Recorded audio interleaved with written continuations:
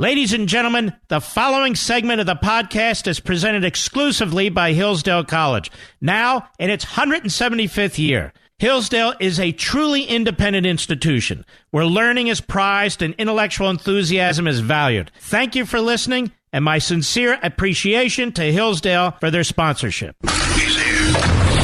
He's here. Now, broadcasting from the underground command post, deep in the bowels of a hidden bunker, somewhere under the brick and steel of a nondescript building, we've once again made contact with our leader, Mark Levin. Hello, everybody. Mark Levin here. Our number, 877-381-3811, 877-381-3811. Just very quickly. Then I want to move into some heavy news here. I was just informed like 15 minutes ago that Unfreedom of the Press will be number one on the New York Times bestseller list, nonfiction hardcover books for the second week in a row, thanks to you. In addition, this you're going to like. Unfreedom of the Press will be number one on the New York Times bestseller list, hardcover nonfiction and ebooks combined. You know what number two is, Mr. Producer? The Mueller Report. So I stand between the Mueller Report and number one, thanks to you folks. And honestly, on the hardcovers, I'm not going to give you the numbers. It wasn't even close. Now, where are you going to hear this or read this other than on my show? Nowhere. Absolutely nowhere. Isn't that amazing? Absolutely nowhere. If I was some leftist trashing the President of the United States, it'd be all over the place. Be on all the websites and all the shows. Here's a book about the media that the media are basically censoring, that websites are basically ignoring. You know, it's not easy to be number one on the New York Times bestseller list 2 weeks in a row when you're hated by the New York Times and when there's all these other books out by all kinds of famous people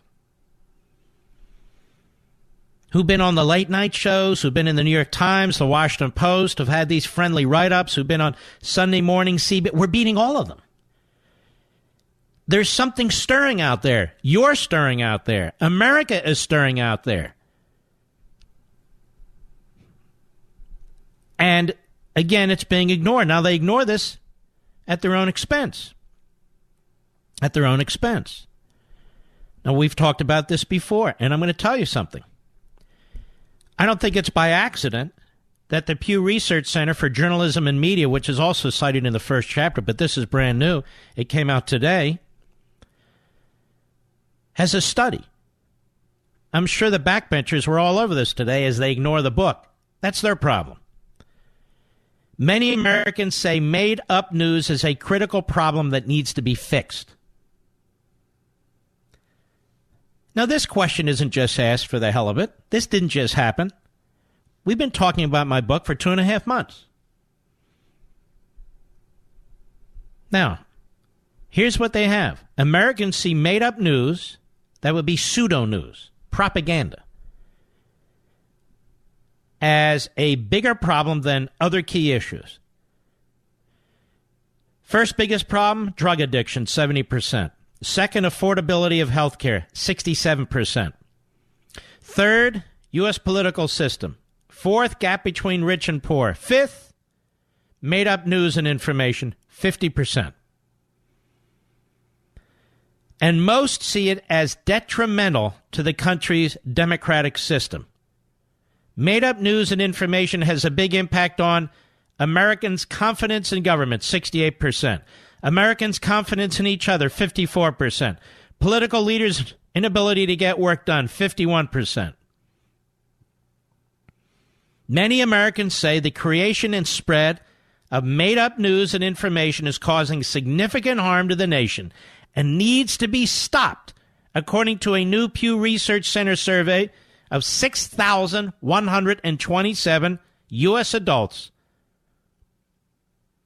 Indeed, more Americans view made-up news as a very big problem for the country than identify terrorism, illegal immigration, racism, and sexism that way. Moreover, nearly 7 in 10 American adults, 68%, say made-up news and information greatly impacts Americans' confidence in governmental institutions, and roughly half, 54%, say it is having a major impact on our confidence in each other. U.S. adults blame political leaders and activists far more than journalists for the creation of made-up news intended to mislead the public. But they believe it's primarily the responsibility of journalists to fix the problem. And they think the issue will get worse in the foreseeable future. The vast majority of Americans say they sometimes or often encounter made-up news. In response, many have altered their news consumption habits, including by fact-checking the news they get and changing the sources they turn to for news. In addition, about 8 in 10, 79% of U.S. adults believe steps should be taken to restrict made-up news, as opposed to 20% who see it as protected communication.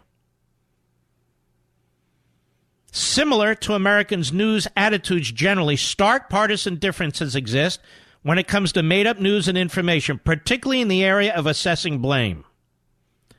Differences also emerge based on political awareness and age. In general, Republicans, the highly political aware, and older Americans express higher levels of concern about the impact of made-up news than their counterparts.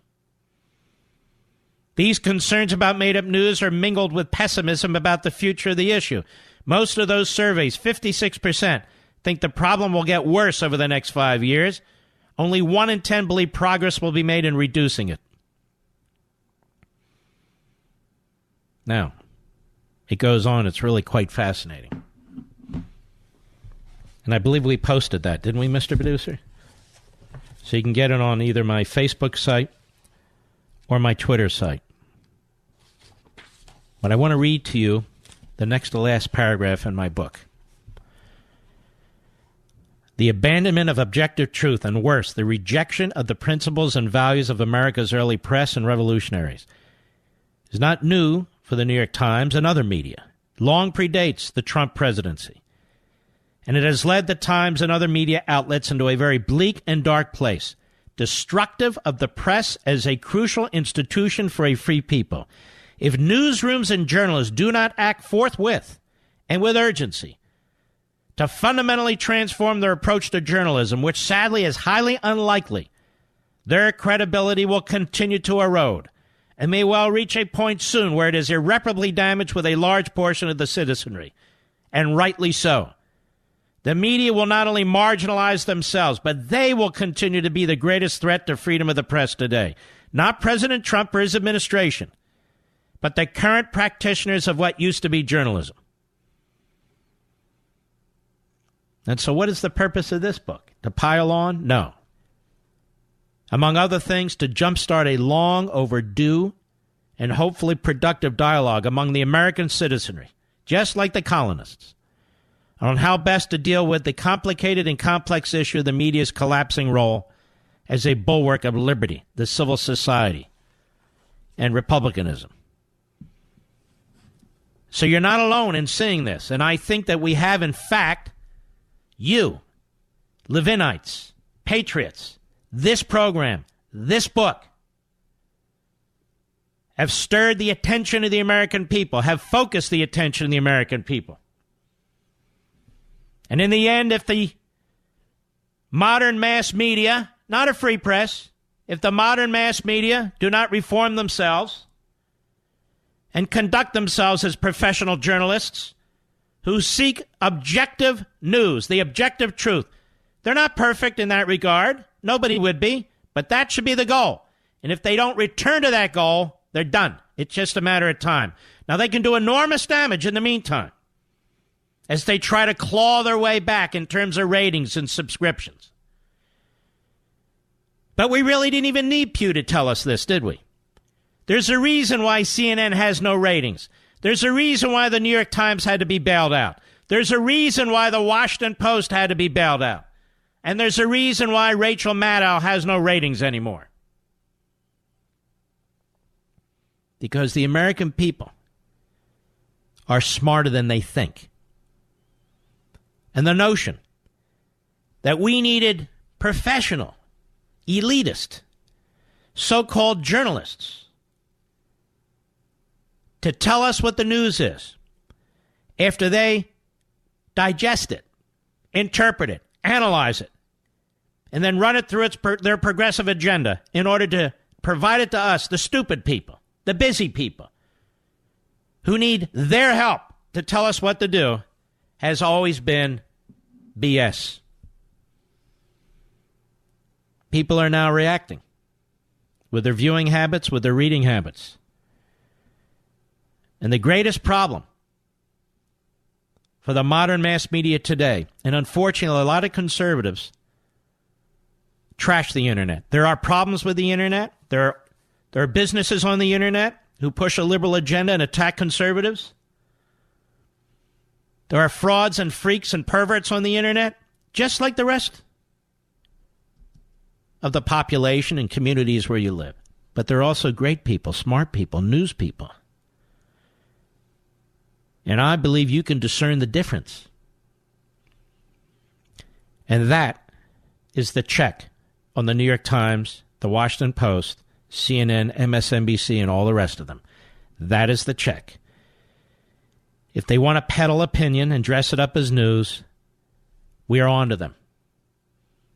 We are on to them. So those of you who have acquired a copy of Unfreedom of the Press, I cannot thank you enough. I think after you read it, you'll understand why this book, more than any other, I keep pushing and pushing and pushing. This is our pamphlet. This is the Thomas Paine pamphlet that we're pushing out to our fellow citizens. It's getting out there now. And once you get this pamphlet, the book, and read it, and spread the word, that's the only chance for two things to happen. Either the mass media, the modern mass media, which is not the free press, remarkably reforms itself. I don't think that's going to happen. Or we will continue to build on these new platforms, new technologies, new outlets that are available to us.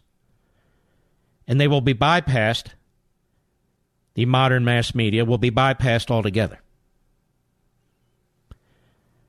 I put a post up on my sites today and I said, look, you news people out there who hate my guts, who insist on writing things that personally attack me, you're not helping yourselves. You more than anybody else ought to read this book, even though it wasn't written for you. It was written for patriotic Americans. But you ought to read this book. You ought to start having some level of circumspection, or you're going to destroy yourselves. And if you destroy yourselves, you deserve to destroy yourselves.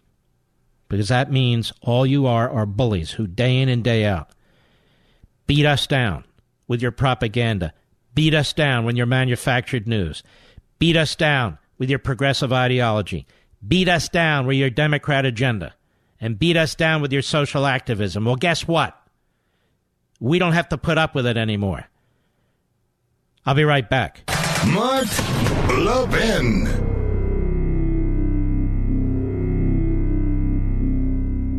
Every human being has a common problem. How do I live well? Our happiness and well-being depends on how we answer that question. Hillsdale College president Larry Arnn argues that the best book ever written on this subject is Aristotle's Nicomachean Ethics. And a new free online course from Hillsdale College shares Aristotle's teachings that will help you lead the most complete, happy life possible. Register for this free course, Introduction to Aristotle's Ethics, How to Lead a Good Life, featuring lessons from the greatest self-help book ever written at levinforhillsdale.com. In just 10 on-demand videos, each only 30 minutes long, you'll learn how to confront the chief obstacles to happiness and make the choices that build good character. Aristotle presents a guide for securing a virtuous life. And if you take this free course from Hillsdale and heed Aristotle's advice, your life will change for the better. You can learn how to lead a good life just as every Hillsdale College student does. It's yours for free at levinforhillsdale.com. That's Levin for Hillsdale.com.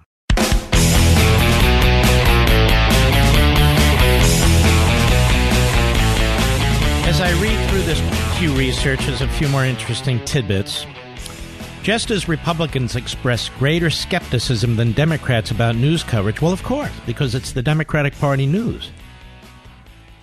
They see made-up news as a bigger problem and place for more blame, far more blame, on journalists.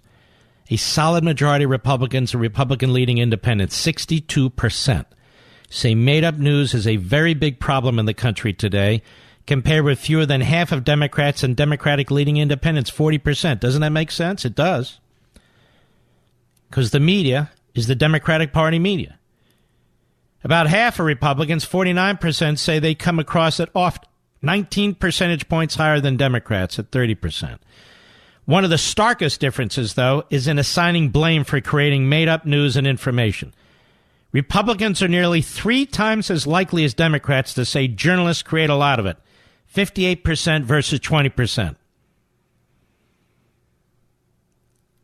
And I suspect, since we're talking about the Democratic Party media, that they are not going to reform themselves. They're going to rely on those numbers involving Democrats. And they'll take some solace in that. And this will be their ultimate downfall. I don't mean tomorrow. I don't mean the next day. I don't mean 5 years from now. 10 years from now, I think the media landscape will be completely revolutionized. There'll still be hangers-on. I don't believe they're all going to go away. But they just won't matter that much. And what I'm hoping what replaces it will be a truly free press. Doesn't mean a press we always agree with, but a press that is really one of 3 things. Transparently identifies as conservative, transparently identifies as liberal, or is truly in the business of trying to report news, that is, looking for objective truth, as imperfect as that is, because it can't be perfect. But I had a wonderful interview earlier today with Joe Pags. He's a former anchorman. And, of course, he's a great radio host now. And we agreed. Local news, as imperfect as it is the best form of news we have today. Local TV news. Local TV news. Even a lot of the local newspapers are terrible, like in Palm Beach, Fort Lauderdale, Sentinel. That's crap. I wouldn't even put that in a bird cage. I wouldn't want my birds to get some kind of poison. Ink poison. But most of the local news, not all, but most of the local news really is news. And it's not 24/7. They're not beating you down every day. You want to know what's going on in your schools, in your community, with your roads, with the traffic, with the weather, and on and on and on. Crime. And this is information you can use. To project that onto the national level really is quite a simple concept. Stop bullying us. Stop pounding us with your ideological agenda. And try and discern what relevant news is. Stop taking sides. Stop telling us the President of the United States is a crook or sold out to the Russians or whatever it is. Stop commingling news with opinion. And by the way, get rid of all the dead weight. All the phony legal analysts. Put serious people in there. All the phony news anchors, they're not news anchors. Clean them out. Or at least have the integrity and the decency to separate the news from the opinion. I'll be right back. Since its founding in 1844, Hillsdale College has provided students with sound learning of the kind essential to preserving our civil and religious liberty. Now, I want to tell you about Imprimis, the free monthly speech digest of Hillsdale College. Imprimis is dedicated to educating citizens and promoting civil and religious liberty by covering important cultural, economic, political, and educational issues. First published in 1972, Imprimis is one of America's most widely read publications in support of liberty, with more subscribers, 3.9 million, than the Wall Street Journal and the New York Times. And recent Imprimis publications have addressed issues like free speech, the regulation of big tech, mental illness, and the American medical insurance system. And because America's founding principles are so important, Hillsdale offers Imprimis absolutely free of charge to anyone who requests it. That's right, you can subscribe to Imprimis for free. Here's what I want you to do. I want you to visit imprimis.hillsdale.edu for your free subscription. That's Imprimis, IMPRIMIS.hillsdale.edu. Welcome to Hillsdale. Mark Levin doesn't just read the news, he makes the news. Call the Mark Levin Show now at 877-381-3811. Steven Crowder is a friend of mine. He also works with Blaze TV, has a fantastic program, and much of his livelihood is on his channel on YouTube. YouTube has suspended Crowder's channel from making money. And it's best explained at The Right Scoop. YouTube announced yesterday that it had decided not to ban Steven Crowder's account from their platform after Vox employee Carlos Manza targeted Crowder. And by the way, this guy, Carlos Manza, is a very, very nasty dude. I don't even know how you can call him a journalist. Just a very nasty guy. Vicious. His posts, vicious. And so he provokes responses in many cases. They have, however, decided to suspend Crowder's revenue-earning ability on his channel, so they're choking off his income. They're choking off his income. And as they write at Right Scoop, I honestly don't know how much money is made from YouTube putting ads on videos, but Crowder gets a lot of views on a regular basis, so my gut tells me it's significant. So does mine. So does mine. This guy, Carlos Maza, is unhappy. He said, no, you should ban him altogether, because this is what the left does. Whatever the speech, and I'm not familiar with all the back and forth, but I'm familiar with the overall outcome. Now, at Right Scoop, they say, it'd be one thing for YouTube to stop Crowder from running ads on his videos if he were calling for violence, or even calling for hate. But he's not. He's just mocking Manza, and he goes on. Now, Crowder has tweeted that in fact this is the case, what's happened to him. Anyway, I've invited Steven Crowder on the program. He'll be here in about a half hour, give or take, about 7:15 Eastern Time, to discuss this matter, because I'm a big believer in free speech as well as freedom of the press. I'm also a big believer in private property. But all that said, at the instigation of a leftist working for a phony leftist news site who likes to get into the dirt and fight other people and drag them down with him, to then go to YouTube to try and have somebody banned with whom he's going at it, and who's going at it with him, really is unacceptable to me. So we will bring you, our massive audience of patriots, constitutionalists, liberty-loving Americans, we will bring you into this issue, and we'll have Steven Crowder himself explain to us what's taking place here. I think it's very, very important, don't you? Yes, I think so.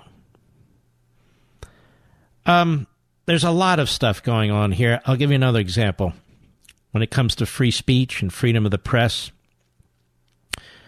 we talked about this briefly. There's a book out by Michael Wolff, and by almost all accounts, it's more the same.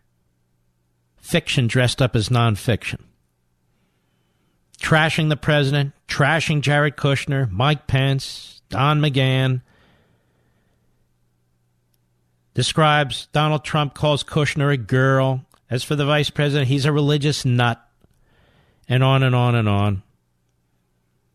Pence's wife, Karen, she gives me the creeps. And it's interesting because individuals of the left and the right have denounced this book and have denounced this man, and some who are claimed to have been involved have denied it. And yet, it's number 2 on Amazon.com. ahead of unfreedom of the press. And the reason is leftists want to believe, even though they're confronted with lies and contradictions and hypocrisy, the history of fabrications and deceit, it doesn't matter. They want to believe. They want to believe what Michael Wolff has in his book. They wanted to believe Michael Avenatti and Stormy Daniels. They wanted to believe the psychiatrist, Professor Lee from Yale. They want to believe Nadler and Pelosi. They want to believe that you can have everything for free. They want to believe you can centrally manage an economy. They want to believe you can have peace with China and Russia simply by unilaterally disarming. They want to believe, and they are very, very dangerous. So this guy with his fake book, moving up the nonfiction list, and guess who's very excited about it? Remember I told you the other day, and we spent some time on this guy in The Guardian, Lloyd Green. Remember that, Mr. Producer? This is the guy. The Guardian is a left-wing rag in Britain. And for it to be a left-wing rag in Britain, it really has to be left-wing. It has no serious journalistic standards, and neither does Lloyd Green. He's the book review guy from time to time anyway. So he trashes me and my book. And I posted on him because he's absolutely incoherent. And much of this has been brought to my attention by Tim Graham at Newsbusters, who's a great guy, and that's a great site, obviously. And he praises the hell out of Michael Wolff's book. Do you believe that, Rich? Because he's a never-Trumper. He hates Trump. So he's writing book reviews not as an honest, independent thinker, looking at the book, trying to make sense of what the author is writing, so forth, as a book reviewer should. He's just sitting there popping off. Levin, attack. I'm a never-Trumper. That is, he's a never-Trumper. Therefore, I will promote Michael Wolff and attack Levin. Now, if I were a never-Trumper, he would love me. But he's fascinated with this book. Wolff finds himself pitted against the special counsel's office as to whether Mueller's team drew up or had drawn up a 3-count indictment against the president in March 2018. Team Mueller has issued something other than a categorical denial. The documents that you've described do not exist. Let us parse. You see what a fraud this guy, Lloyd Grove, is? What is his name? Lloyd Green. What an absolute fraud this guy is? So even Mueller's rejection of what Wolff said about an indictment is parsed. It's not an absolute rejection. This Nimrod, this mental midget who writes book reviews for The Guardian, just like the Nimrod mental midget who wrote the op-ed at the Washington Compost, just like the Nimrod mental midget who wrote it at NPR, the usual places, the usual sources, they are incapable of self-examination and circumspection. And they speak for most of the modern mass media. They are incapable of accepting facts and using reason to analyze situations. Instead, they use every opportunity to advance their agenda.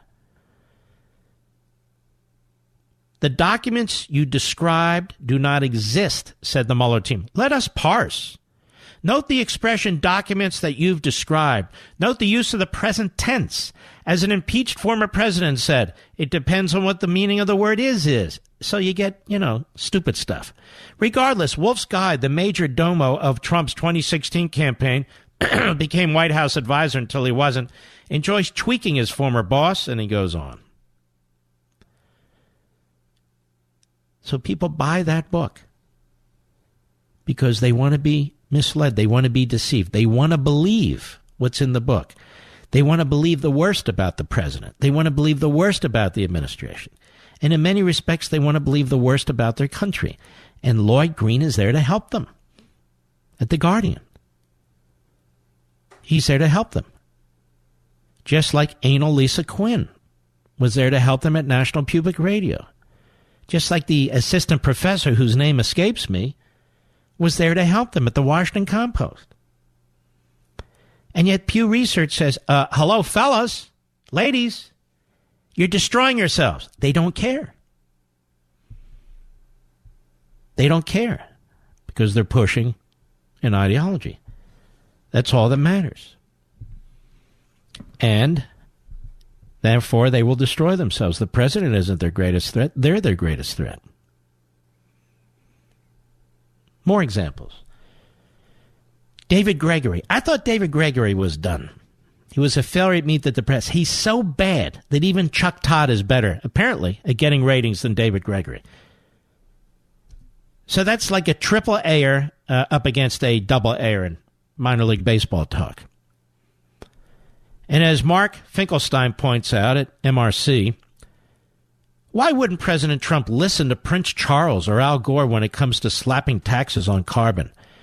It would only cost untold trillions of dollars globally, hobble economies, hurt the poorest countries and people, and do little, if anything, to affect climate change. But on CNN this morning, Alison Camerata, commenting on a protracted sit-down yesterday between Trump and Prince Charles, put it to David Gregory that the president doesn't seem to have been moved much by Prince Charles' passionate entreaty.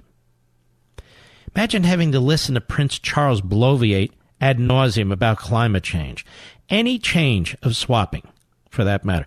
Let's hear them say it themselves. Cut 6, go. David, your thoughts on how the president doesn't seem to have been moved much by Prince Charles's passionate entreaty. Right. They apparently met for much longer than they were scheduled to, so the president could listen to Prince Charles on the issue of climate change. Look, the president just continues. He has now for years, whether it was Al Gore or his children or others who are pleading the case for what he can do as president of the United States to advance this and not set back effective responses to climate change. He continues to be dug in to disregard and ignore what is scientific consensus around what major countries like the United States should be doing in a leadership role to combat climate change around the globe. The globe is not going to stand by and do nothing around the world, but without the United States... Just stop there. That I don't even understand. That's so incoherent. He's rambling, but you know where he's going. Go ahead. So I think, we're in a complete standstill here. The president doesn't appear to be showing much movement, despite consensus not only in the scientific community, but among corporate leaders that there has to be a price on carbon. Consensus, ladies and gentlemen. This is the hard left agenda that was imported into this country by the Marxist left in Europe, the degrowth, deindustrialization movement. And these clowns give voice to it. There's a consensus, they say. Now, you need to go around CNN and do your own research. And you can find it all over the internet, legitimate sources. I'll give you a little bit of it when we return. Mark Levin.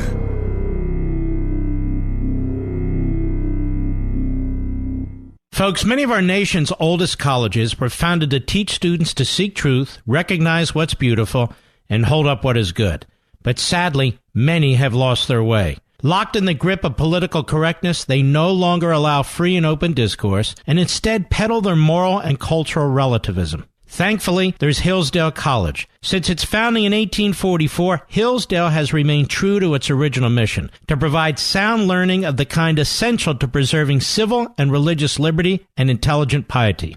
And as Hillsdale enters its 175th year, their goal is simple and yet profound: to help students understand what is noblest and best in yourself and the world. Hillsdale College's liberal arts education and vibrant campus community help students form a foundation for the rest of their lives, a truly life-defining experience. So if you're looking for a college that prizes learning and values intellectual enthusiasm, where everyone shares a strong sense of meaning and purpose, welcome to Hillsdale College. Please visit hillsdale.edu/admissions to plan a visit and learn more. That's hillsdale.edu/admissions.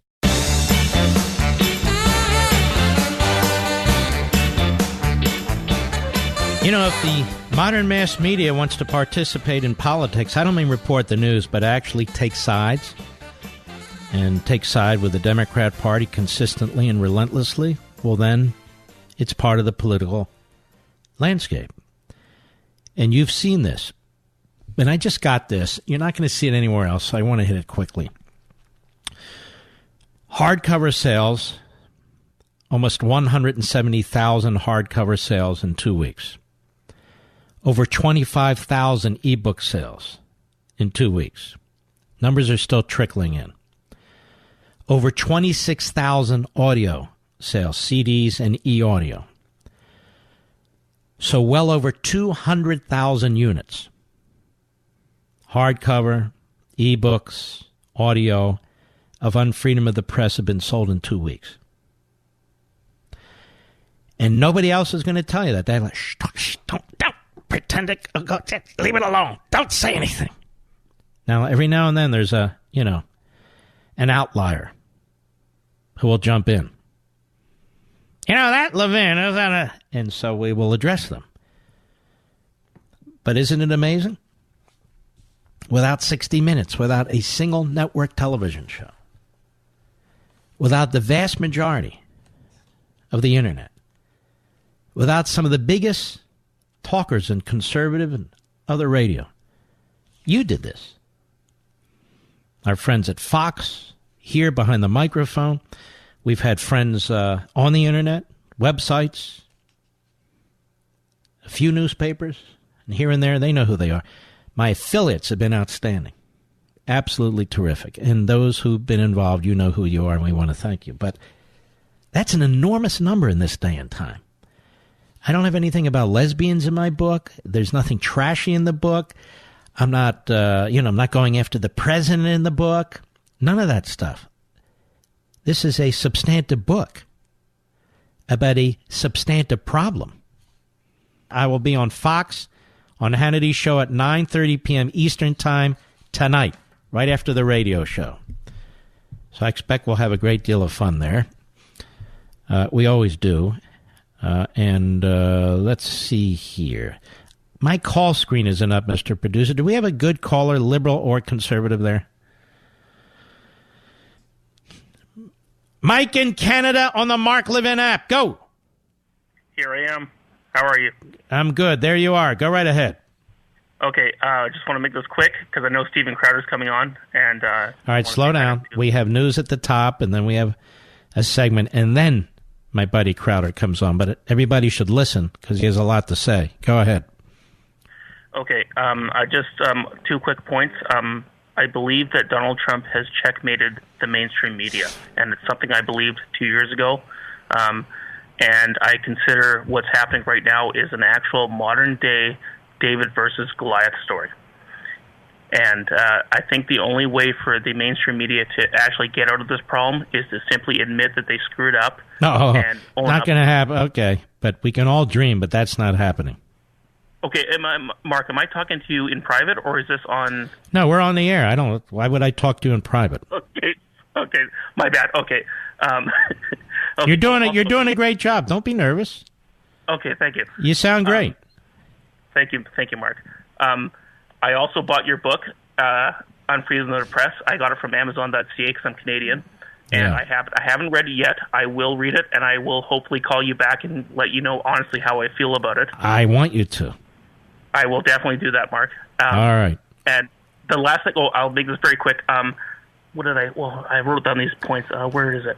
Oh shoot! I know what it is. Yes, sir. I went to my local bookstore, yes. And I actually was hoping I wanted to see. Is my book in Canadian? It is not. I'm just kidding. I meant in English. I'm just kidding. Okay. Yes. It is in Canadian English, or yeah. Unfortunately, all I saw was the Michael Wolff crap. I'm telling you now, be aware that Michael Wolff crap is going to be pushed. I'm aware of it. All the dead enders and the rest, they're desperate. They're desperate, so they want that book, even though it's full of crap. Thank you for your call, my friend. Call again. We'll be right back.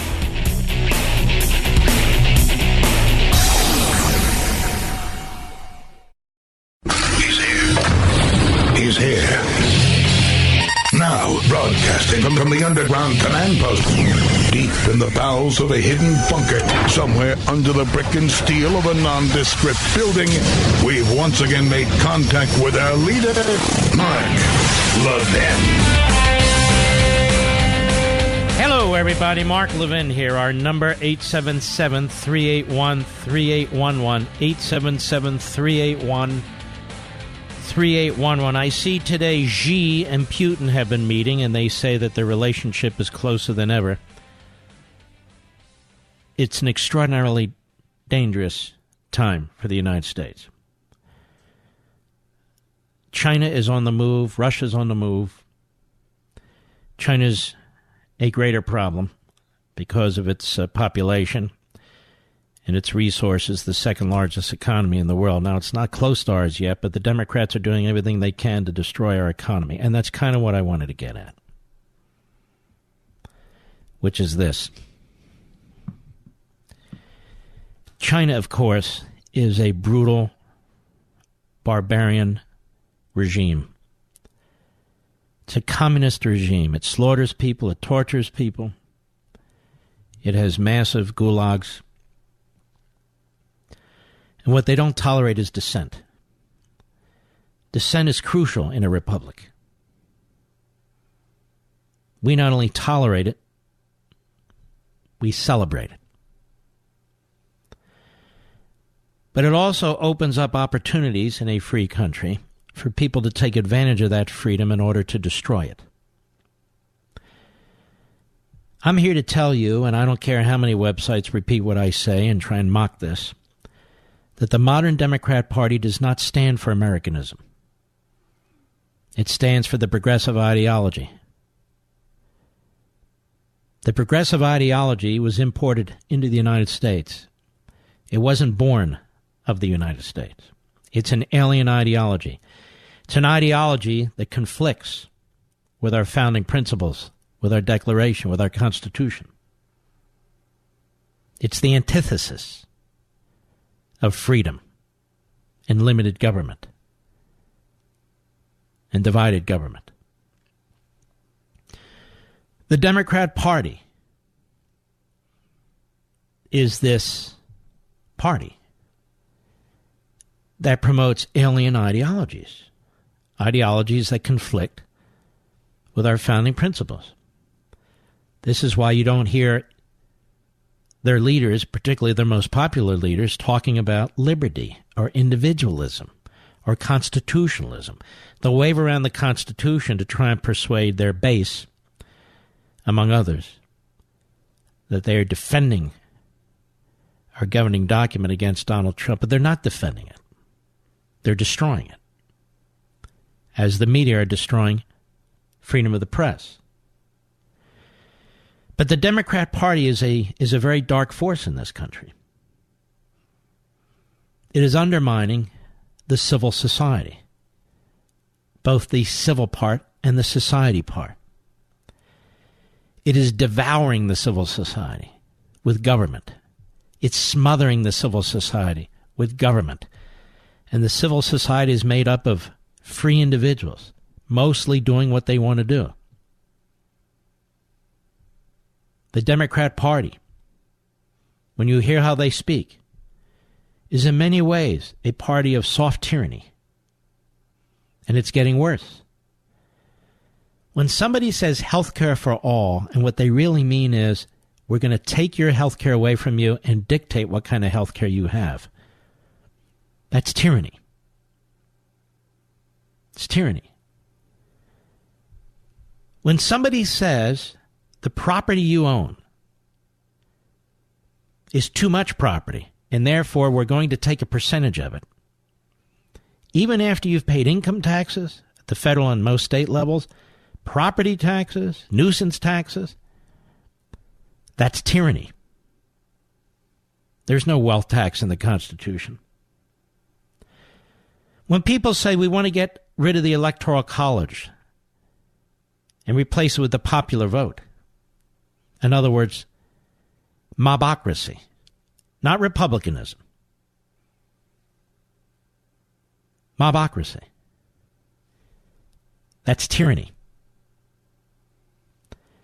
When these very same people who claim to support the popular vote turn to the courts and the bureaucracy to sabotage a popular election, where a president has won under our constitutional system fair and square, but they reject the outcome. That's tyranny. That's what that is. When that party, that same party, rejects national sovereignty, when that same party rejects the whole notion of American citizenship, of American greatness, of the greatness of the American culture, and believes the American culture and American society is no better than that in Guatemala and Honduras and Bolivia, that's tyranny. And as I say, when they believe in open borders, when they want people to flood into the country with the hope that the next generation will vote overwhelmingly Democrat, and the hell with the country, the hell with the country's resources, the hell with American citizens and their children, the hell with law enforcement and the health system and all the rest of it that's overwhelmed our educational system, that's tyranny. So the Democrat Party is a huge problem in this country. And its marriage with the media and vice versa. It's not a party that promotes America's founding principles. Well, Mark, America's founding principles included slavery. And isn't it interesting? The people who tell us this are almost always Democrats. We know our history. We know it included slavery. We also know it included the Civil War. But most of the people who say these things are Democrats.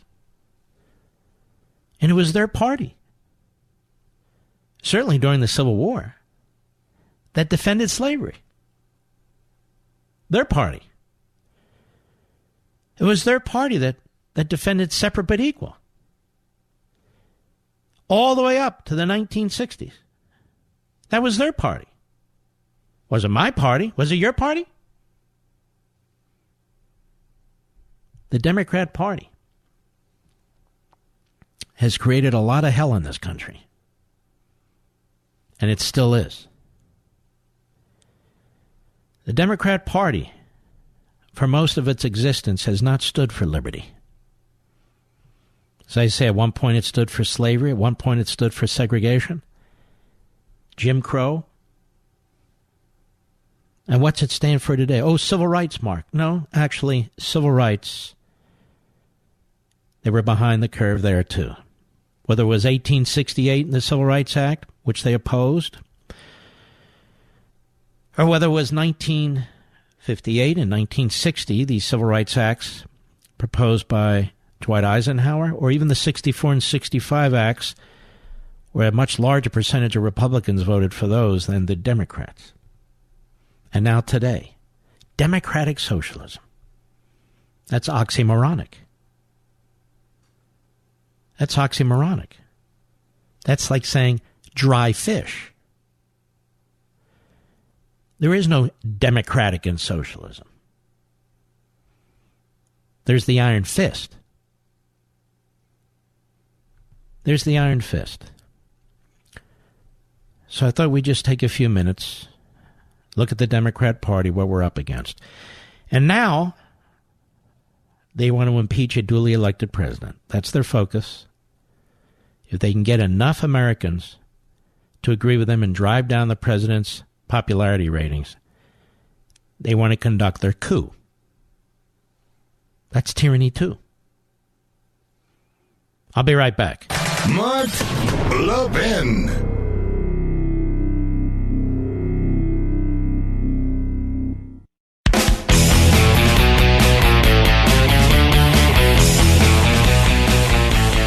Steven Crowder is a friend of mine. He's also a tremendous talent, a solid conservative, very, very entertaining. Reminds me in some ways, I don't know that he'll like this, some of the older comics when I was growing up who really were on the cutting edge, who really knew how to define an issue with humor and smarts. Steven Crowder, I'm not going to ask you how you're doing because you must be chewing on nails right now. Well, But tell the American people what's being done to you right now. Well, I really appreciate it. Honestly, it's not as bad of a day as people think, and in large part because, you and I are in a network together, and of course we have these shows up at the Blaze, and YouTube, effectively, people know YouTube is the biggest video streaming, sort of delivery mechanisms on the internet. And I've been there for a long time, was the first conservative there, the number one conservative channel in the history of YouTube. I'm very grateful for that. We have a huge fan base, over 4 million people who tune in to every show. And what happened is someone at Vox, which is a big entertainment company. VOX, Vox.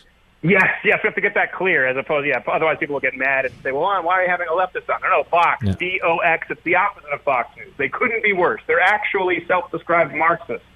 Well, they got really upset that me, not a company worth $1 billion, but just me with my individual channel, was doing better than a lot of their videos. And I was issuing rebuttals to their videos with facts, sources. They got really upset and have been lobbying YouTube actively to get me banned all week. In other words, they're not saying like, hey, we don't like his ideas, let's refute his ideas. They've been invited on the show.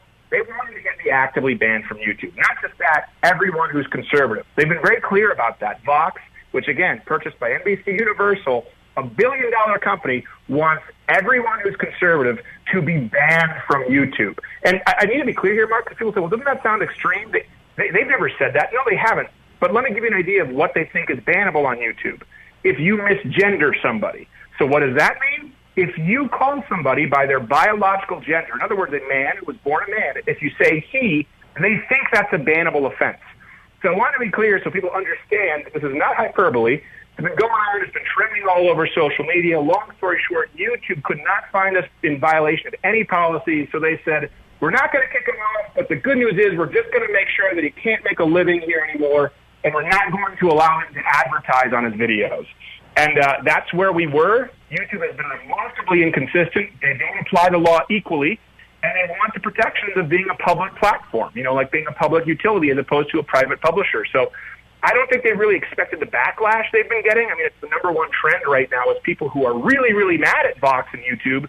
And it'll be interesting to see what happens because this is kind of the new frontier, right? It's online. Well, let me ask you this. If people in my audience want to voice their disagreement with what they've done to you, where do they go? So you can just go to louderwithcrowder.com/Mug Club is the show, and that's where they join up at the Blaze, so they get access to not only my show, but your show and all the content. And I got to say, the outpouring of support has been incredible. So, it's louderwithcrowder.com/Mug Club. You get a hand-etched mug, and it's really just a way to... All right, let me slow down one second. Rich, make sure they're up on my social sites. All right, we're going to pile in here. We're going to give you some air cover. Go ahead. Okay, all right. Well, great. I appreciate it. And if he doesn't, just be sure to place him in a burlap bag and eat it with reeds. Yeah. It's amazing, honestly, how I don't think they understood the backlash that was coming. Here's the thing. These people are complaining from these leftist outlets. People need to understand this. They said YouTube should be a, quote, queer space.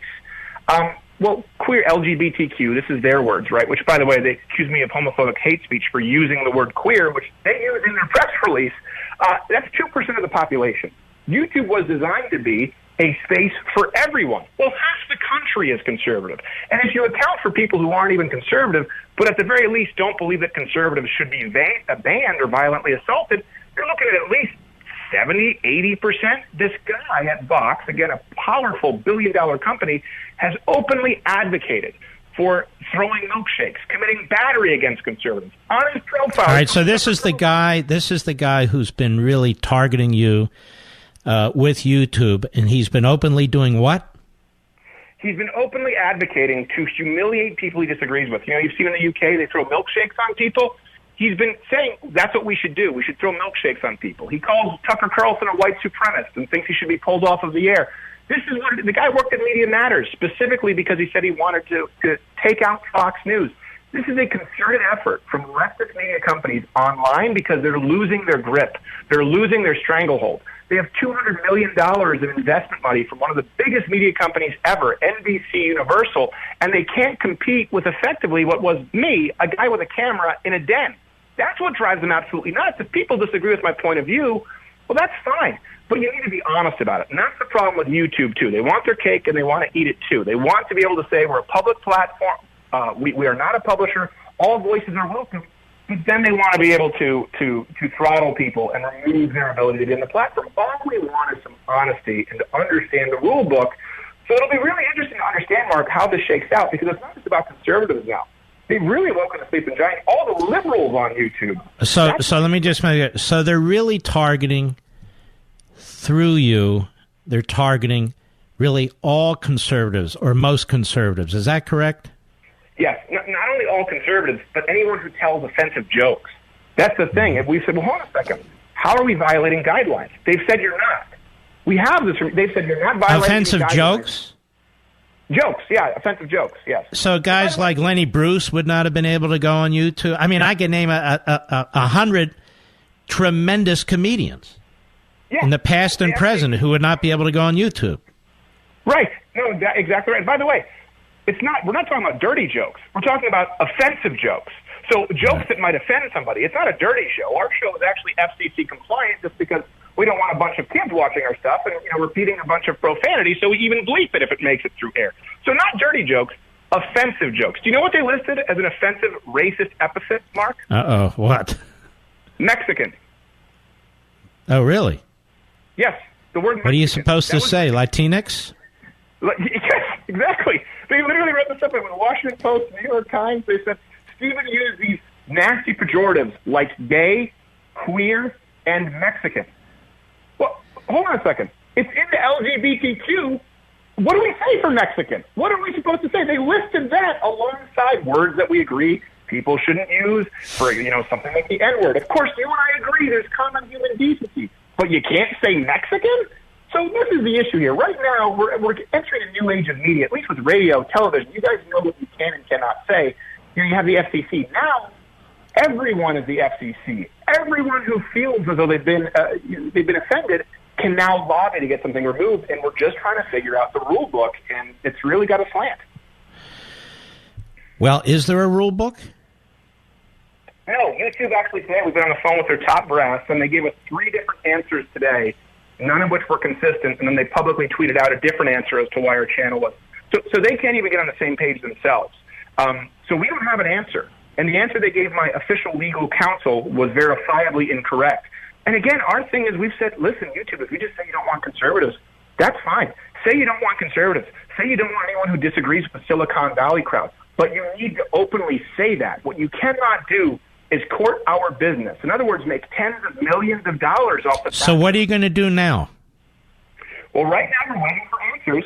And if we don't get them, the next step is I'm pretty sure people can guess. I have a half-Asian lawyer named Bill Richmond, and he's unhappy. He's been working with YouTube for a long time. Keep in mind, he's met Susan Wojcicki, the CEO of YouTube. We've had summits with YouTube. All right, Steven Crowder, you keep us updated. We're gonna link to what the site that you mentioned. We're gonna join forces. We're gonna expose YouTube, and I want to thank you very, very much. Take care of yourself. Thank you. God bless. God bless. All right, so you're going to...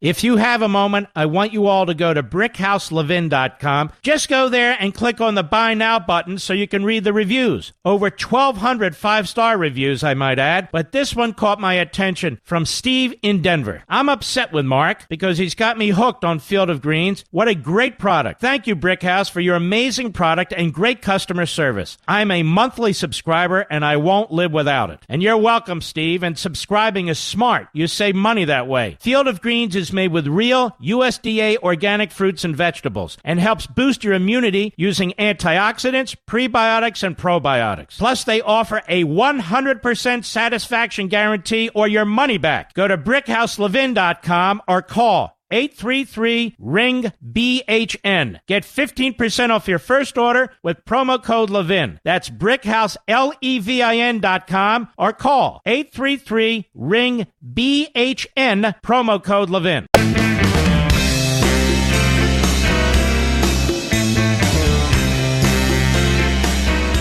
The Mark Levin Show, live and national at 877-381-3811. You know, this is one of the big reasons we created Levin TV and then the broader network, Blaze TV Network. because we don't have these problems with free speech. And you can choose to watch or not watch. You can choose to subscribe or not subscribe. It is the truest form of freedom of the press and freedom of speech. So I want you to encourage you to go over there and to join us. You'll still see Crowder there, that's for sure. And if you use code free speech, you'll get $30 off today. Free speech. And so you can go on my social sites. You can see where to connect up. And then if you use the code free speech, because that's what we're all about, you'll get $30 off right off the top. So that's how we're going to combat YouTube and the modern mass media. We're going to continue to promote Levin TV, the Blaze TV network, and those links are up there, right, Mr. Producer? So go to Mark Levin Show Facebook, Mark Levin Show Twitter. Use the link. When they ask you to put a code in, put in free speech. Okay? We just decided to do that. I just decided to do that for this magnificent audience. So promo code free speech. Use the link that I set up and Mr. Producer put up on Mark Levin Show Facebook, Mark Levin Show Twitter. Use promo code free speech. You'll get $30 off, and you'll get to watch Steve Crowder and Eric Bolling and so many other great hosts, Glenn Beck, and especially me, you Levinites out there. In about a month, maybe 6 weeks from now, we're going to be doing my Levin TV show somewhat differently. And we're going to do it somewhat differently, not about content or anything like that. I'm saying something differently, which I think you're going to find extremely exciting. Because I'm very excited about it. I don't get excited about a hell of a lot, but I'm very excited about this. And we're always thinking on Levin TV how to better present information to you, how to make it more entertaining and keep it substantive. We have a great idea. But again, we're going to have to wait 5, 6, 7 weeks. I'm not doing it to be cute. It's just that we're working on it. So I hope you'll join us over there. But as of tonight, right now, for those of you on the West Coast, this evening, right now, please go to Mark Levin Show Facebook, Mark Levin Show Twitter.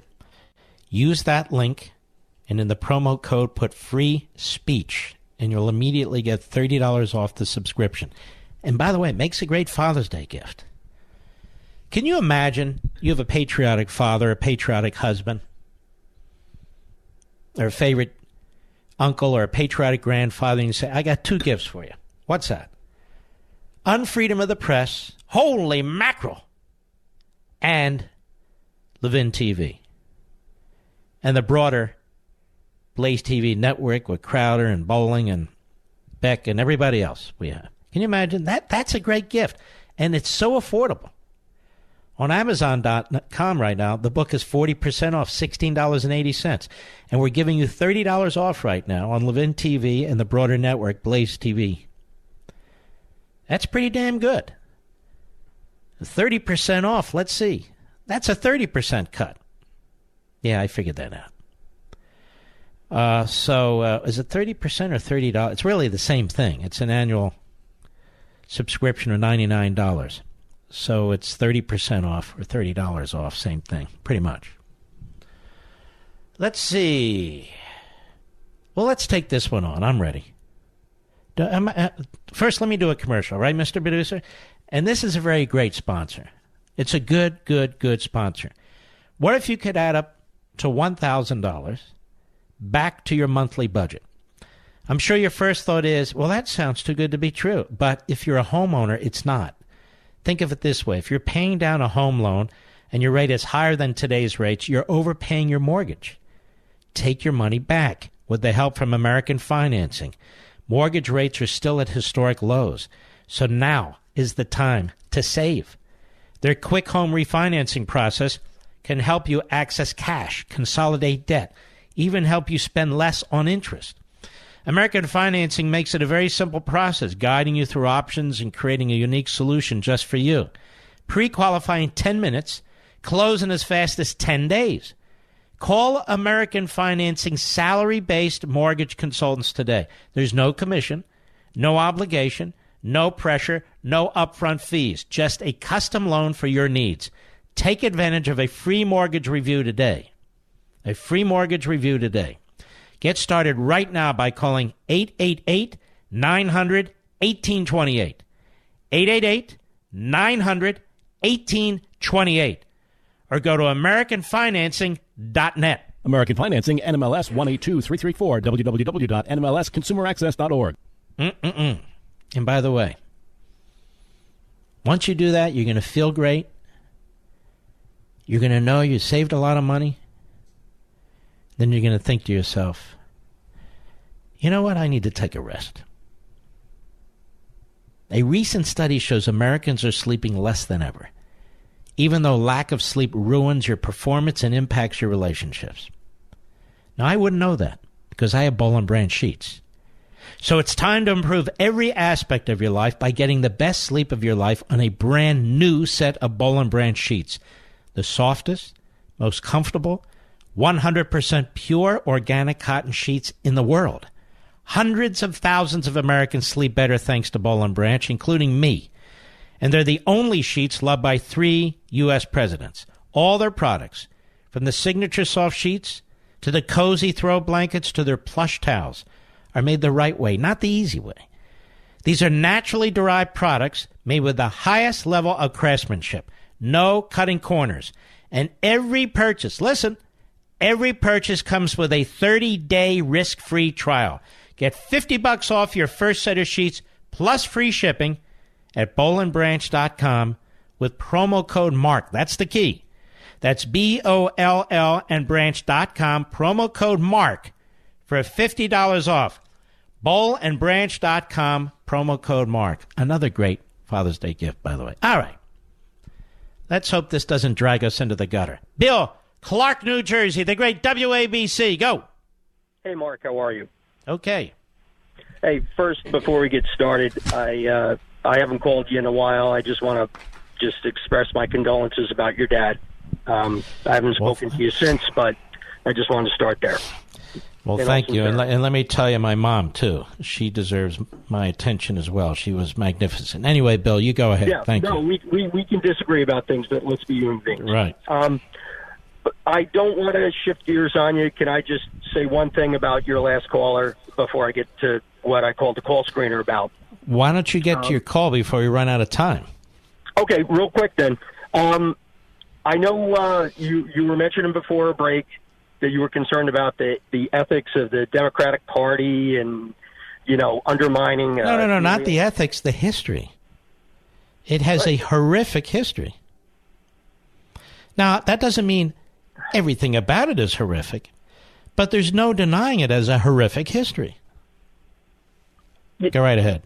Absolutely. No, but my whole point is, look, if you're concerned about some of the ethics and what's going on with the Democratic Party and how they're undermining... I didn't say ethics. Ethics is an understatement. Slavery isn't a matter of ethics. It's an abomination. Segregation isn't a matter of ethics. It's an abomination. Jim Crow. And if you look at the Democrat Party today, it really is embracing the likes of Tlaib and Omar and Ellison. It's got an attachment to Farrakhan. I mean, these are serious matters. These aren't just matters of mere ethics. These are serious matters. They're abominations as far as I'm concerned. And I agree with you. But I also think we have a president right now that has undermined some of the institutions that our founding fathers put into place. He called into question the legitimacy of the election in 2016 if he lost. He's undermined intelligence agencies. Hold on. He called in the question the legitimacy of the 2016 election if he lost. We've spent 2.5 years on this. It's been the Democrat Party media that has undermined his candidacy, undermined his presidency, and has been calling into question his legitimacy from day one. But you're going to compare that to slavery? Well, you know what? This is a president. You're going to talk about undermining a presidency? This is a guy who started his whole presidential exploration based on questioning if Barack Obama was a U.S. citizen. Oh, who cares? For God's sakes. Who cares? And Barack Obama's best friend was an anti-Semite racist who stood at the pulpit trashing America for 20 years, married the Obamas, baptized his children, and I'm supposed to be worried about whether Donald Trump brought up a birther issue. Isn't this ridiculous? And you're going to compare that to slavery, too? And address it. Was Barack Obama a U.S. citizen? I've always said he was. You listen to this program. But who cares? In the scheme of things, who cares? I don't. Well, don't worry about anybody questioning the legitimacy of Donald Trump's election. If you can't... Well, we know that he was legitimately elected. What are you talking about? When he was asked point blank if he would accept the results of the 2016 election... Sir, you're dealing with if he said and when he said and if this happened. And you're bringing it up in the context. You call me and say, my comments about the Democrat Party, now what about Donald Trump bringing up birthers? I'm thinking, excuse me? Excuse me? You're going to compare that? Well, let me ask you a question. What do you think about John Kennedy unleashing the IRS on news publications? Look, Mark... Now, pay attention. I'm educating you. What do you think about J. Edgar Hoover and Robert Kennedy and John Kennedy putting wiretaps on Martin Luther King's home phone, his hotels, having FBI agents follow him? What do you think of that? You still think Trump is undermining the presidency? Let me ask you another question. What do you think about old man Joe Sr., who was involved in undermining the elections in Cook County? Let me ask you another question. How about Lyndon Johnson, who got elected to the Senate under questionable terms? I can go through this. You want to go through it? Let's go through it. This president hasn't done any of those things. None of them. Is that what we're going to do? We're going to go. We're going to. I have have no history problem. lesson? Let's do it, brother. You call here, and I talk about the Democrat Party and what it's done to this country. And the best you can do is to trash Trump with birtherism. You realize how stupid that is? Mark, do you understand how stupid you sound? Yeah, right. Mark, you compare slavery to what the president said about birtherism. Trust me, pal. 99.9% of this audience, they think you sound very, very stupid. All right, Bill, you take care of yourself. Go enjoy yourself. Talk to your own kind, leftists. Convince yourselves that this is the worst president in American history. He's done the worst things in American history. While your party was on the wrong side of the Civil War. While your party was on the wrong side of integration. While your party was blocking little black kids from going to school with little white kids. And now, while your party refuses to reject the anti-Semite growing poison within its ranks. And I got to hear you talk about, well, what about Donald Trump when he brought up birtherism? Are you serious? That's like having cancer versus an ingrown toenail. I'll be right back. Mark Levin.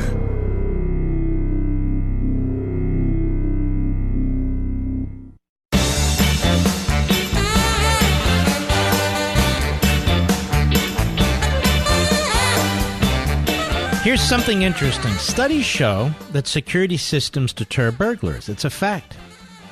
But there's still a burglary every 8 seconds in America. Every 8 seconds, burglars just find a house that isn't protected. So that's why securing your home, and more importantly your family, is truly a necessity. So let me recommend this brilliant security system made by my friends at Simply Safe. Simply Safe believes fear has no place in a place like home, so they made their system ridiculously smart. Simply Safe sensors will protect every point of access to your home. If a burglar even tries to break in, an ear-shattering siren will let them know the police are already on the way. Best of all, Simply Safe's 24/7 monitoring is just $14.99 a month. And they'll never lock you in a long-term contract. More than 3 million people already know it feels good to fear less with Simply Safe, and that includes us. So go with the only home security I trust. Get free shipping and a 60-day money-back guarantee today at simplysafemark.com. That's simplysafemark.com for the home security I trust, simplysafemark.com. I want to elaborate on the tariff issue that the president's going to place a 5% tariff on Mexican goods coming into the United States. NBC and Mediaite flat out lied and said that the president came up with that plan as a result of something I said. I never said anything. In fact, after that was announced, immediately after, I didn't say anything in the next show. But then I pointed out that NBC and Mediaite lied. They never issued a correction, let alone an apology. But I want to talk to my free market friends a second. I'm a free marketeer. But I don't believe that a country like China is part of the commerce and trade process. They're the enemy. They're stealing our technology to use in their military weaponry. I do not believe we should sell them the noose to hang ourselves, as Lenin once said. And as a matter of fact, we've had export controls on top-level technologies and so forth for decades, since the time I worked in the Reagan administration and before, because all presidents of every party and every ideology have recognized, at least to some extent, that there's certain things that our enemies and adversaries must not have. There's not a president who's ever been elected who would disagree with that, and there's not a free market economist that I know who would disagree with that. You have to have some level of patriotism for the security of your own country. I'm not talking about protectionism or anything of the sort. That is a national security issue. When Mexico refuses to stop illegal aliens coming into this country from Central America and all but waves them through, and you can see with your own two eyes, there's been a lot of great coverage now on the southern border, especially by Fox.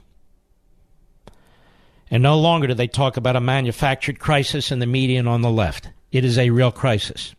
It's not only a crisis for those who are coming here, but more importantly, it's a crisis for this country.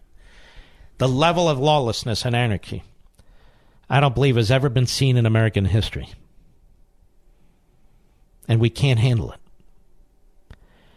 And the Mexican government in this respect is not our ally. It's our adversary, if not our enemy. You're the commander-in-chief. You're the president of the United States. You've done everything you can. You have a Democrat Party Congress and a Democrat Party that I've talked about before, party first, country second, that has dragged this country in a number of bad directions. It's no longer about commerce and trade and free markets. It's about securing the country. I'm not talking about protecting industries and subsidizing. I'm talking about protecting the country. And a 5% tariff that builds on a monthly basis in order to convince the regime, the socialist regime in Mexico City, to cut it out is fine by me. It's fine by me. It doesn't alter any of my viewpoints when it comes to free markets and philosophy. It's just that national security comes first. And no, it's not you can dump everything into the national security bucket. We see exactly what's going on that southern border. It's a national security issue. I'll be back.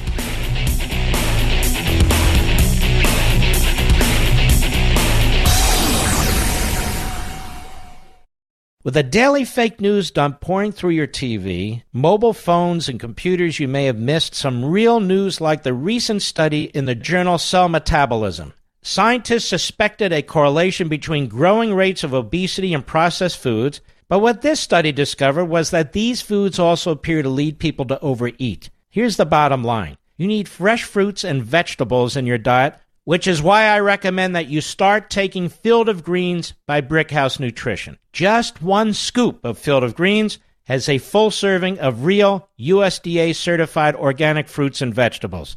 It helps boost your immunity using antioxidants, prebiotics, and probiotics. This is real food, not some fake supplement lab powder. Just read the nutrition facts panel on the side. Go to BrickhouseLevin.com, that's BrickhouseLevin.com, and you'll get 15% off your first order with the offer code Levin. You know you're not going to start cooking fresh fruits and vegetables, so let's not pretend. Just get 1 full cup of fruits and 1 full cup of vegetables every day with Field of Greens. Go to BrickhouseLevin.com, BrickhouseLevin.com, offer code Levin. He's here. Now, broadcasting from the underground command post, deep in the bowels of a hidden bunker, somewhere under the brick and steel of a nondescript building, we've once again made contact with our leader, Mark Levin. Hello, everybody. Mark Levin here. Our number, 877-381-3811, 877-381-3811. With the anniversary of D-Day, 75th anniversary, coming tomorrow, there's been a lot of talk, at least on Fox and this program and a few others, about World War II. And the other day we talked about the Battle of Midway Island, largely an air battle carried out at sea. A decisive battle where the United States had a crushing victory against the Japanese. And I've been thinking about this and thinking about D-Day, and let me tell you, the news coverage during World War II of the Holocaust was so bad that Dwight Eisenhower was concerned that as the war ended, the American people wouldn't know the extent of the German savagery. He knew that it was not adequately covered by the press, including the New York Times and the Washington Post. But the American press. And he was concerned, was Eisenhower, that this would be lost to history because of the lack of coverage. Eisenhower had Patton and Bradley, among other generals, and the media join him as he went to one of the concentration camps and walked through that camp to see the emaciated human beings that were standing there. Some of them 65, 70, 75 pounds. Men and women, adults. And the stench as the Nazis were trying to slaughter as many Jews as they could before the end of the war, even though they knew the end was coming. These tough men literally brought the tears. They could not believe what they had seen. Eisenhower was furious with the evil that had taken place. And he'd seen everything. So had Patton, so had Bradley. But they made those cameras, those media cameras, go through those camps to show them what took place, what had been going on, how evil that regime was. As I watched some of the coverage on the events that ultimately led to the defeat of the Third Reich. That's how bad the media coverage was. It's a sin, absolute sin.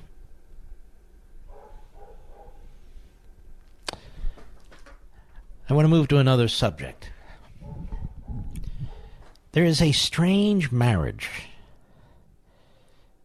between some of the, I don't know what to call them, between the hard left and sort of the populist right, I guess I would call it, that believes that central government interference in the economy will somehow save American jobs. Now, they will condemn on the right, on the populist right, really all forms of government in many respects. They'll tell you the government's out of control. They're right. The government spends too much. They're right. The government won't control the border. They're right. These are things the government is supposed to address in a way that is sensible. They will complain about the politicians in the government, Democrats and Republicans. They're right. They'll complain about the tyranny of a judicial oligarchy. They're right. They will complain about government taxes. They will complain about government regulations. They're right. But somehow when it comes to managing the economy, they think this very same government will do a great job in protecting American jobs. How so? Who? The leftists, like Elizabeth Warren and Bernie Sanders, they're going to do a good job? How are they going to protect American jobs? The issue is creating American jobs. How do you create more jobs, more good jobs, more important jobs, more relevant jobs? You look at these socialist regimes, to the extent they create jobs at all, these are government jobs. People dig holes, they fill in holes. People sweep streets. People throw trash in streets. That's not how you create growth, and growth ultimately is how you create great jobs. And so it really is time that people who keep talking about government protecting American jobs explain exactly what they mean. I want to create great American jobs. And you do that by embracing capitalism.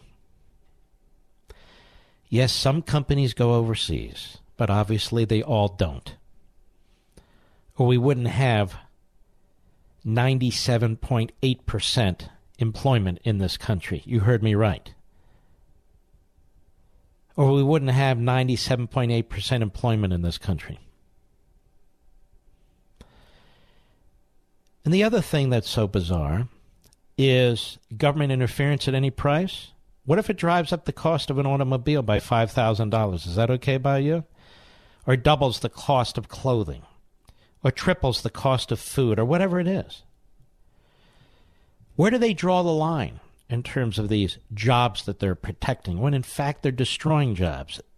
They're destroying the economy. They're driving up costs. They're creating shortages. They're rationing. They're no smarter than Maduro or Chavez or Castro or any of the rest of them. And yet they wrap themselves in the American flag, but that's not the American flag. I'm for good-paying American jobs, too. But the way you create good-paying American jobs is through capitalism. The way you bring prices down so most people can eat and subsist, and most people do much better, is through capitalism. These very same people seem to attack technology. Well, where would they have us draw the line? See, this is the progressive mindset. Where are we to draw the line? And what if our ancestors drew lines like this? We certainly wouldn't be energy independent, would we? Where would we draw the line? At the wagon train? Oh, come on, Mark. Okay. At the automobile? At the plane? Where would we draw the line? What if they drew the line? Who draws the line? How do we know what line to draw? And who enforces it? These are important questions that are never asked and never answered. I tell people all the time that the key difference between constitutional conservatives and the rest is liberty. Now, liberty, ordered, moral liberty in a civil society. But if it comes down to one word, I'm not talking about excess and all the rest. I'm saying it's a word that isn't used enough. It's a word that's rarely used in the media, and it's rarely used by politicians because they're not about liberty. Any thug, any mobster can try and control the economy for a lot of reasons and a lot of arguments. We want pay equality. There's too much technology. I want to save American jobs. I want to do the way you save and create American jobs is by creating an environment that does exactly that. People never ask, well, why are companies going overseas? Why aren't more companies coming into the United States? You know, we could be the country where everybody wants to put their money. We're multinational businesses want to come to the United States. We can do that. And there's a lot of ways to do it. But we don't. That said, a lot of companies are locating in the United States. A lot of investments are being made in the United States. We're not a pauper nation, despite what some people would have you believe. We have a big, vibrant middle class, despite what some people would have you believe. We have a growing economy. We have very low unemployment. We have a very significant safety net. There's a lot of problems with the government, debt, and so forth. But I'm not talking about that. Some people paint this country as if it's Zimbabwe. It's not Zimbabwe. It's the United States of America, where the poor in the United States live better than most people live in the rest of the world and have access to all kinds of technologies, medical advances, and so forth, where they don't in the rest of the world. So I don't understand this rejection of capitalism. It's not about Austrian economics. It's not about the Koch brothers. It's about Americans using their brains rather than a handful of elites. And this is the other thing. Populism of the left or right ultimately results in a relative handful of people telling us what populism is all about. We should do this. We should do that. This guy should do this. This guy should do that. Who should? You think we're going to have plebiscites all the time where all of you are going to get to vote on what this is? No.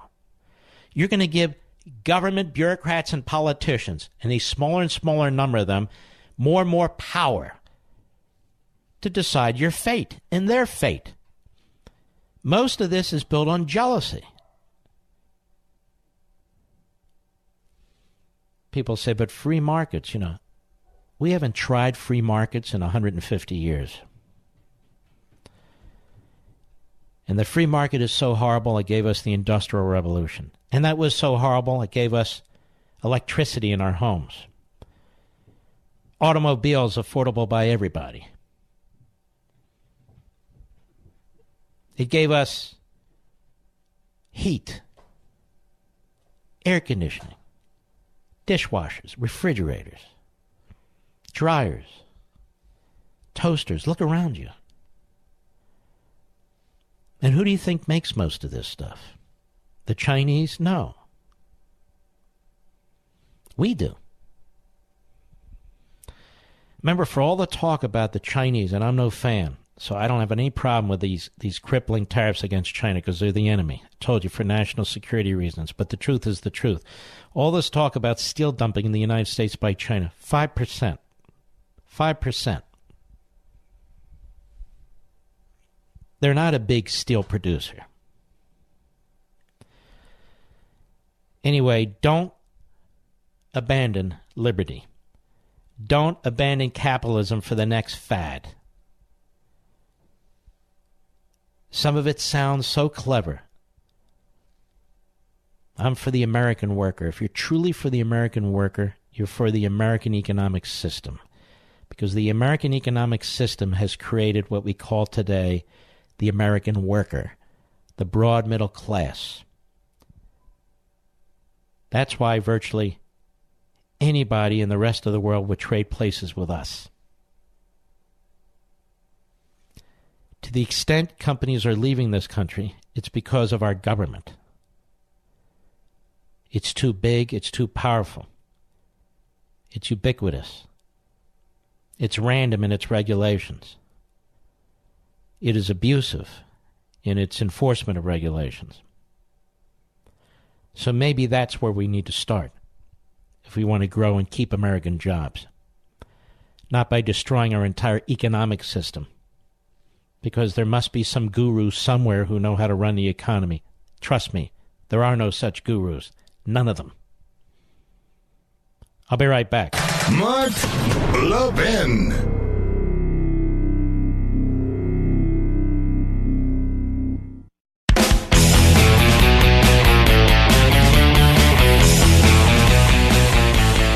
It's like climate change. This whole issue of climate change has absolutely nothing to do with changing climate. Nothing whatsoever. Man can't stop climate change. Man can't stop it. Man can't manage it. It's so ridiculous. Can't even manage the Department of Motor Vehicles. But we're going to manage the climate? Exactly who is going to manage the climate? Always comes down to the same thing, doesn't it? Taxes. Tax success. Tax industry. Tax jobs. Tax automobiles. Regulate and control. Empower the government. We need to expand the EPA. We need to expand this department and that department and hire more people. Transfer more wealth from the private sector and the people who earn it to the people who control them and dictate to them and bully. That's what it's all about. It's the dream of the left to undo capitalism. People in this country who work for a living in the private sector, who pay taxes, blue collar, white collar, no collar, union, non-union, should be standing together on this. Because climate change is about making the vast majority of people, particularly the middle class, poorer.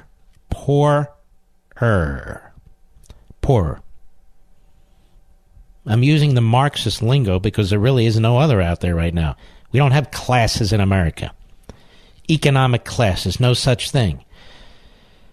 But we call it the middle class. Why, I don't know, but there it is.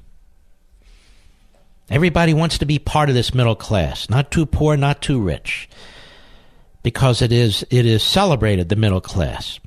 Now, if you break out of the middle class and you become extremely wealthy, that's not celebrated. Why, I don't know. That's the problem with classes and identifying people as part of groups. But it's not about climate change. The Green New Deal, that's not about a new deal. It's all about a massive centralized government. More massive than it is today.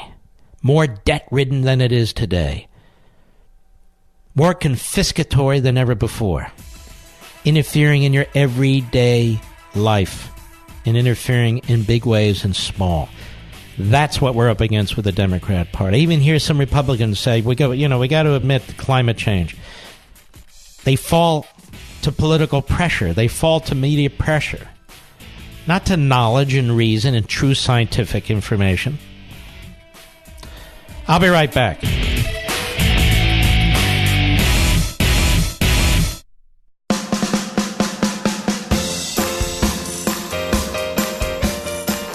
If you want to talk to Mark, we have two numbers for you to call. For regular Americans, call 877-381-3811. For liberals, call 877-381-3811.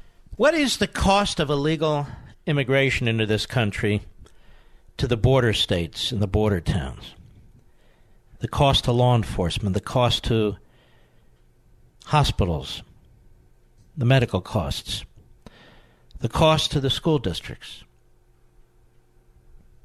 the cost in these communities goes through the roof, right? What is the cost to our welfare system when people coming into this country illegally acquire food stamps and other forms of government subsidies? What is the cost? What is the economic cost of people coming into this country illegally? Who have nowhere to stay. It's enormous, isn't it? It's enormous. So when I see the Republicans are concerned about the cost of a 5% tariff on goods coming from Mexico, I understand that. I do. because we the people pay for it no matter how much spin there is. But we pay for all of it. We pay for illegal immigration, too, with our property taxes, our federal income taxes, state income taxes, should they exist. Quality of life, job losses. We pay for all that. So to watch these Republicans in the Senate object when, in fact, they've had control of the Senate and we had control of the House, and they did absolutely nothing to secure the border, is really precious to me. It's appalling, quite frankly. Then they pretend they're the people who believe in the market system. How do they believe in the market system? They keep funding this massive, monstrous leviathan of a federal government, which has as its purpose to counter, to control, to eviscerate, to manage the market system. Mitch McConnell doesn't believe in a free market. The vast majority of Republicans in the Senate don't believe in a free market. They vote for subsidies. They vote for quotas. They vote for tax rebates. They vote for all kinds of stuff if you're in their district or in their state. They don't believe in free markets. Now, this isn't an argument for a tariff, but you have to look at each specific situation. We have a huge problem on the border. And because these Republicans and the Democrats won't secure the damn border, the president's trying to figure out something that he must do to try. And then they fall back on the free market, which I support. But how does the free market address a national security calamity on the southern border when these very same politicians, for the most part, won't authorize the kind of spending that's necessary to secure that border? They're hypocrites, every damn one of them. The president shouldn't even have to be thinking about tariffs in this regard. And but for them, he is. So you want to know who's responsible for a 5% tariff on Mexican goods at some point coming across the border? The Republicans in the Senate. They're responsible because they haven't done a damn thing to secure the border. Neither have the rhinos under Bush and all the rest of them. Then they sit there shooting their spitballs. They have no idea what to do. None. So the president trying to come up with creative ways to stop it. Oh, you know what? I don't support that. No, I really don't. Sugar subsidies? Yes. Other subsidies? Yes. Massive federal spending, which has as its purpose to take resources out of the private sector? Yes, that they're for. Now, here's something interesting. I think. Have you ever asked yourself, just how can I live a virtuous life? Our happiness and well-being depends on how we answer that question. Hillsdale College president, brilliant man, Larry Arnn argues that the best book ever written on this subject is Aristotle's Nicomachean Ethics, where Aristotle presents a guide for securing such a virtuous life. In just 10 on-demand videos, each only 30 minutes long, you'll learn how to confront the primary obstacles to happiness, make the choices that build good character. Now, this new free online course from Hillsdale College shares Aristotle's teachings with you, and it can help you lead the most complete, happy life possible. Register for this free course, Introduction to Aristotle's Ethics, How to Lead a Good Life, featuring lessons from the greatest self-help book ever written, at levinforhillsdale.com, Levin for Hillsdale.com. Now, if you take this free course from Hillsdale and heed Aristotle's advice, your life will change for the better. And you can learn how to lead a good life, just as every Hillsdale College student does. And it's yours for free at levinforhillsdale.com, Levin for Hillsdale.com. Paul, Milwaukee, Wisconsin, on the Mark Levin app. Go. Hey, Go Mark. ahead, Paul. Go right ahead. Hey, I wanted to tell you, I was in jail. I was in Huber for a few months at one point in my life. And all right, slow down. You were in jail. What did you say? I was in Huber for a few months of my life, and that's when I started listening to your show. Hold on, I'm really... In what? Huber, Huber. Huber, is that a jail system? Yes, it's a work release program where you're in jail, but they let you go to work every single day. All right, I didn't know that. Okay. So I was there. I'm a felon. I was involved in a hit and run. When I was in jail, that's when I started listening to your show. When I first went there, I mean, up until that point, all I ever watched was MSN, NBC, and CNN. And I believed... So, wait. So in the jails, they're even MSNBC and CNN? Yes. Jeez. I mean, all right. That's what I watched. That's, to me, I thought it's the news. How could the news be wrong? Someone would call them out if they were wrong. And I just believed everything they said. This was when Trump was going through the election. And then someone told me to listen to your show. So I listened to it, and it really opened my eyes. I would listen to your show the next day. I would watch the news, and I'm like, this is all lies.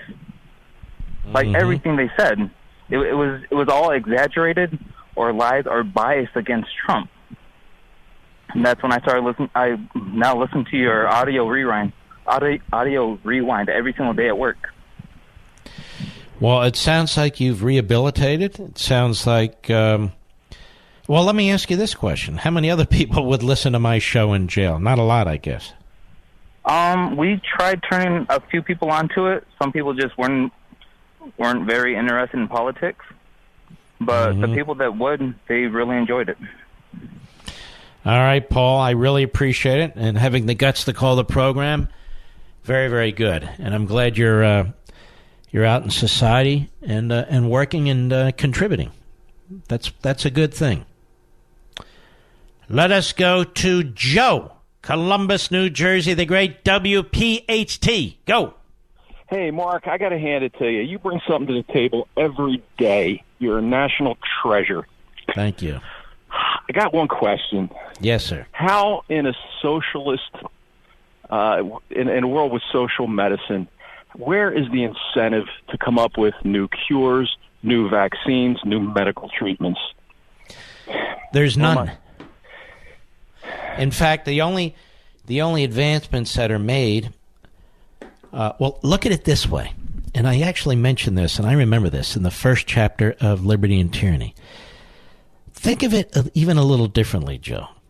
Think of all the new medicines and technologies and life-saving devices and so forth there might actually be, but for the extent of government interference, taxation, and regulation. Think of it that way. You know what I mean? Yeah, and it's only going to get worse. And I just want to know, I want to see somebody's feet get put to the fire on answering that question. Outside of, you, me, the conservative Well, socialists elites. don't create anything. I can't think of any great thing that they've created in Venezuela, can you? No.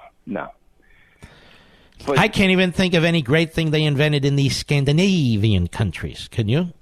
The picture we got to paint and back somebody into a corner, nobody's doing. And I think you hit on it in your last segment when you talked about Republicans not wanting to fight the good fight.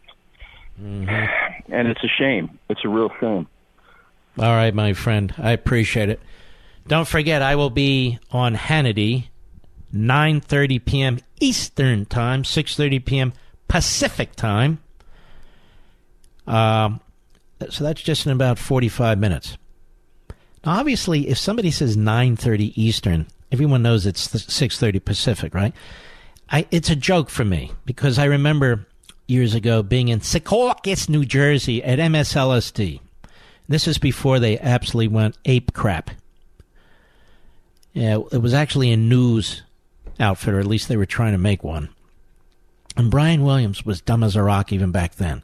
He would say something like, it's 6:30 in New York, it's 3:30 in L.A., it's what is it? It is 5:30 in Kansas. I'd say, what are you, an idiot? Listen to this guy. It's 20 feet. What are you, schmo? Just tell us the time in one place. So I do it in two places, really, as a way to mock him. Now you know. Carl, Norwood, New York, the great WQTK. Go. Well, good evening again, sir. Always a Yes, sir. pleasure. And Mark, There's our man, Carl. How are you, baby? tonight, your patience, please, because several things converged on one central point. Yes. And first are a couple of cliches, and we've used it. It was old before we were born, the tail wagging the dog. Well, to me, wide angle, it's now the fleas wagging the dog. Secondly, you've heard the remark, what insanity is, repeat the same error, expect better. No. With the media becoming part of the government and devoted and worshiping and minion to it, treating anybody with contempt and expecting respect in return. Are they losing viewership? I think so. Are they losing subscribers? Yes, they are. So. And see, in 43, latter part of the year, Marshal Arthur Harris, British Bomber Command, Sir Arthur Harris, he said to the press worldwide, Scripture, he said, they have sown the wind, they shall reap the whirlwind. Well, I think that it will be going downhill faster as people turn off to Maddow and Stelter and Lemon and all the others that want to destroy what we've built. Carl, always an exceptional call. You're always a gentleman, and I appreciate it. We'll be right back. Mark Levin.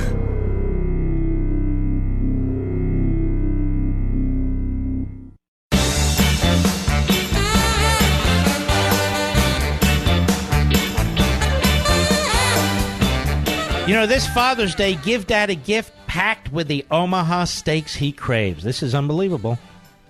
Go to omahasteaks.com, enter code Levin, Levin. You enter it in the search bar, and you'll get 74% off the Father's Day Steak Fix gift package. Now, that's a $235 value now for only $59.99. Listen to what you get. 2 tender filet mignons, 2 bold top sirloins, 2 savory pork chops. I'm not done. 4 Omaha steak burgers, 4 massive gourmet jumbo franks. I'm not done. 4 crispy chicken fried steaks, all beef meatballs, 4 premium chicken breasts. I'm not done. 4 caramel apple tartlets for dessert, a packet of Omaha Steak signature seasoning, and you'll get 4 extra Omaha Steak burgers free. Now give this amazing package as a gift for Dad, or stock up yourself for an incredible summer grilling. All 74% off, but you need to order quickly. Like now. Order now. And you can get this exclusive Omaha Steaks Father's Day Steak Fix package, valued at $235, only $59.99. Here's what you do. Go to omahasteaks.com, type code Levin, Levin, in the search bar, and you're off to the races. And I would strongly encourage you to do it. omahasteaks.com, type code Levin into the search bar. Man, oh man, is that a great opportunity. We've got more wonderful Father's Day gifts here for you. I'm telling you. I need to give myself a new computer, Mr. Producer, because the damn thing shut down again. Tell me, the greatest caller on the list, who is it? Sirius Satellite in Texas. Tony. How are you, Tony? Hey, Mark, I'm doing great. Thanks for taking my call. And I have my copy of Unfreedom of the Press. Cannot wait to read it. Thank you. I think you're going to really like it. So here's what I want to say, Mark. So as I listen to these mouthpieces for climate change, I can't help but think that deep down inside, they are really thankful that Trump is the president and he's so resistant. And here's why. Number one, it allows them to take a moral high ground without taking any action. They care, he doesn't. And they don't have to do Now, hold on. That is a great point. That is a great point that really is, you'll find throughout the left's agenda. They're not responsible for any of the consequences that come, but they can basically say anything that feels good. Well said. Go ahead. Yeah, number two, on the academic front, there's still a crisis, so it helps them raise money, and as long as Trump resists, they have a mechanism to raise funds. But the most important is number three, and that is These individuals do not have to take a personal inventory to make sacrifice. Instead of demonstrating how they're changing their life for the cause, they can simply blame Trump, which again, they don't have to take any action, yet they appear to be the ones that care. No, that's quite right. And it's even worse, actually, as I put in the first chapter of Ameritopia. They're always wrong because their projects, their experiments, are not only impracticable, they're impossible. And so, what is their answer when they fail? It's not to look at what they've said, look at their models, say, well, this doesn't work as a practical matter. And moreover, it's impossible. No. It just wasn't tried enough. We need to do it longer and better, or somebody else needs to run it. And we need more money, and we need more regulations and less competition. So it is a self-promoting, endless ideology because they're never wrong. It's like Obamacare. Obamacare has cost us, I just saw an article on this, almost $600 billion. And what has it given us? A disaster. Higher rates, higher deductibles, less specialists, less choices. Some states one choice, some counties no choice. I can go on and on and on. So what's the answer? To unravel that and to move towards a more competitive system? No. More government, more centralized system, single payer, and all the rest. That's right. So I just end with this, Mark. When it comes to climate change, my response is always, until I see these individuals make personal sacrifice, to me, they either don't. Well, sir, clearly Chuck Todd has. You know, he put out a fiat the other month, and he said, man-made climate change is a fact. We're not allowing deniers, whether they be physicists or meteorologists or climatologists on the program.